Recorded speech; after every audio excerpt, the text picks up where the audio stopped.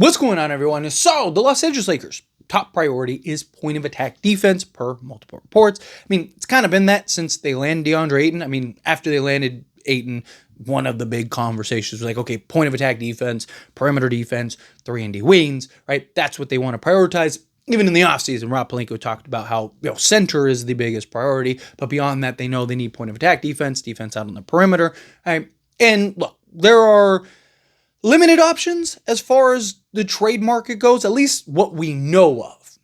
Lakers are one of those teams that seem to always pull a rabbit out of their hat, right? I mean, more often than not, it feels like the Lakers are making trades, making moves that we're not even thinking about. Now, there are some that end up getting, like the Jazz trade, or even Dorian Finney-Smith was somebody that the Lakers were targeting even the previous year. So some of those trades end up happening and getting done. But look at things like Luka.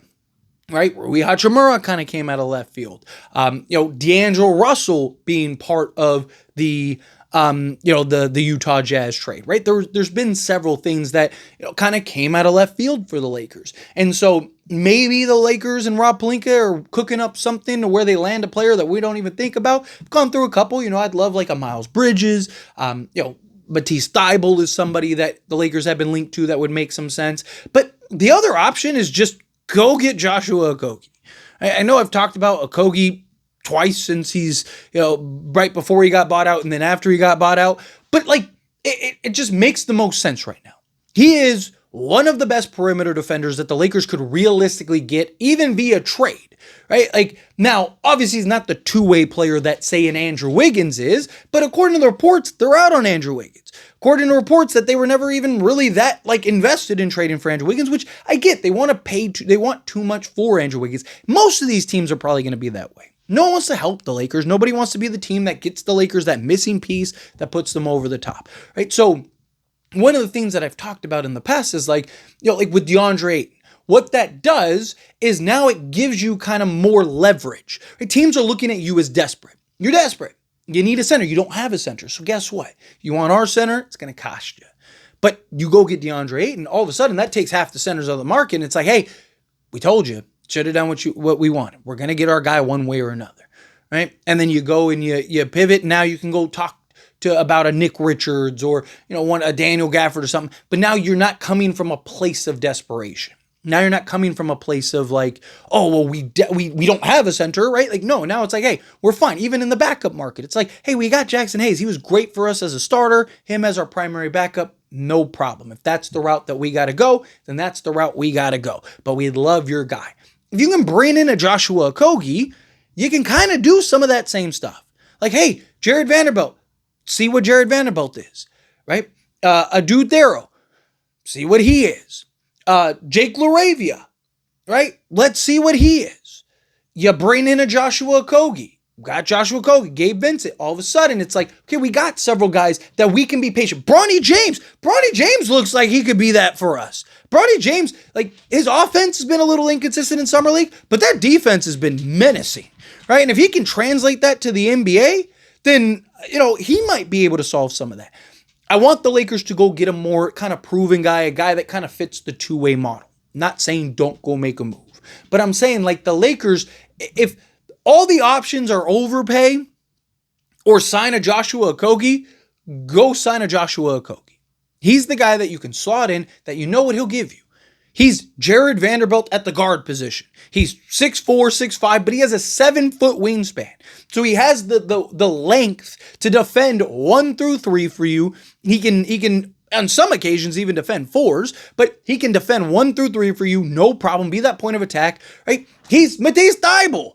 Literally, people want Matisse Thybulle. The only thing is that Matisse Thybulle, he's somebody that has kind of, you've seen the improved three-point shot where Joshua Okogie has had his struggles, but he did shoot 38% from three-point range with Phoenix before he went to Charlotte. So can that be something, even if he's not 38%, can he be 36%, which is league average? Right? Now, all of a sudden, he becomes a legit two-way guy for you. Right? So again, if the Lakers could land a guy like that, who can come in, play games, right, be available, because even like a Matisse Thybulle, there's injury concerns. But also that if you bring in a Joshua Okogie, it still makes sense to go get Thybulle. So, but now you can go there and go, hey, we already kind of got a guy like you, right? We kind of are not to Matisse Thybulle, but to the Blazers. Like, we already got a guy like him. We'd love another one, right? We want to work this out. We want to make this happen, but we're not going to overpay to make it happen when we're fine riding with Josh Okogie, right? If the Lakers can start putting the things together that they need, right? I've talked about, so many people seem to be like frowning on the buyout market. It's like, why? Like, what's the difference between a buyout? What's the difference between landing DeAndre Ayton for free or trading for a center? Nothing, right? Now, obviously, if they could have traded for a Giannis or something, that's different, but they couldn't. They also got the best guy potentially that they could have gotten at the center position. What's the difference if you go and trade for a Matisse Thybulle or you bring in a Joshua Okogie when they're incredibly similar players? Right? The only thing is can Matisse Thybulle kind of continue that three-point shooting that you saw before he got hurt? Also, you have to have your concerns about him getting hurt. Right? Why go trade for something if you can get it for free? It doesn't make sense, right? Then you're better off saving your assets, saving your players, saving everything to go get that when that guy does become available. It's like, okay, boom, that's the guy we're all in on, right? And again, it gives you that leverage now to enter these negotiations of like, hey, we're fine. Lakers don't have to go rush because you have several guys that could be the answer for you. Like, what if a Dude Thero just like comes in and he's 37% from three and shows that he can defend 1 through 5 for you? Again, I don't know. It's a lot of pressure to put on a rookie, but we've seen rookies, especially the role in which he's playing. We're not asking him to go out there and be a superstar. We're asking him to come in and have an impact on both sides of the basketball. What if he can? What if he solves a problem? Jared Vanderbilt's been working like a madman on his three-point shooting, right? What if he gets to 36% from three-point range?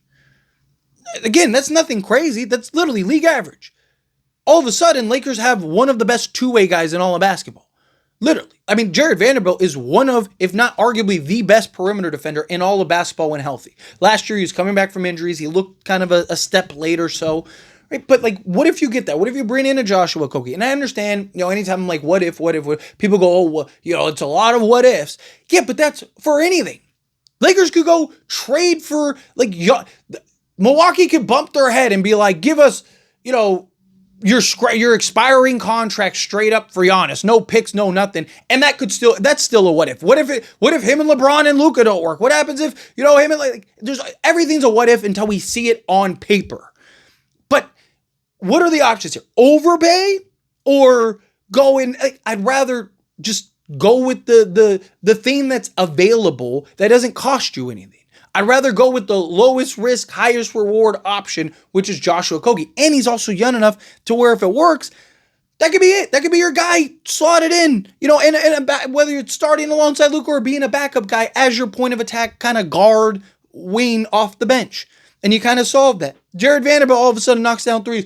Arthur Kaluma looks like another guy that could be that, right? Baisley, right? Darius Baisley. He looks like a guy that could potentially be that. Three-point shooting is a bit of a concern, but who knows what these guys end up translating into the season.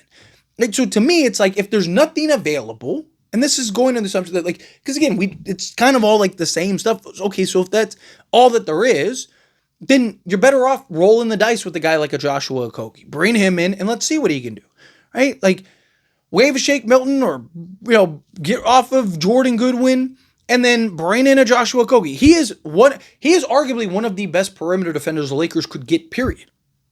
Right? He's the best perimeter defender on the market, for sure. Right? Like, he might, again, outside of, obviously, again, if you get an Andrew Wiggins, perfect. He's a legit two-way guy. He can defend 1 through 3, but he can also score the basketball, self-create, create a little bit further. Right? He's more, well-rounded.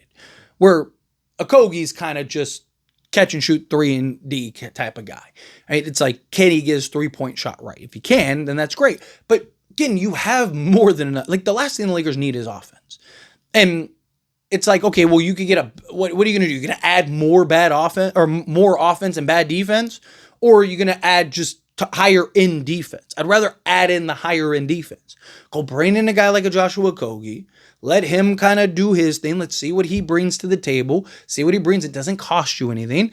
And then that allows you now to, again, get that leverage in negotiations, in conversations, but also allows you to take your time and see and let things unfold.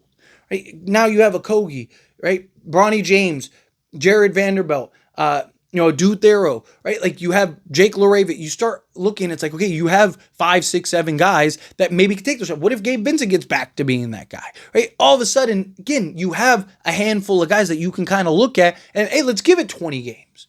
Let's see how the first 20 games look and goes with these guys, and let's see. All of a sudden, you're 15-5 or something like that. And it's like, oh, hang on a minute. We're top 10 or top 12 in defense and number 1 in offense or something like that. And it's like, okay, let's give it another 20 games. Right now you're getting in closer to the trade deadline, and it's like, hold on, we might have something here. Right? Or you're just kind of looking for that one piece that you believe now puts you over the top. I'd rather that than Lakers overpaying for a guy. Lakers have one shot at this. One shot. That's it. One shot.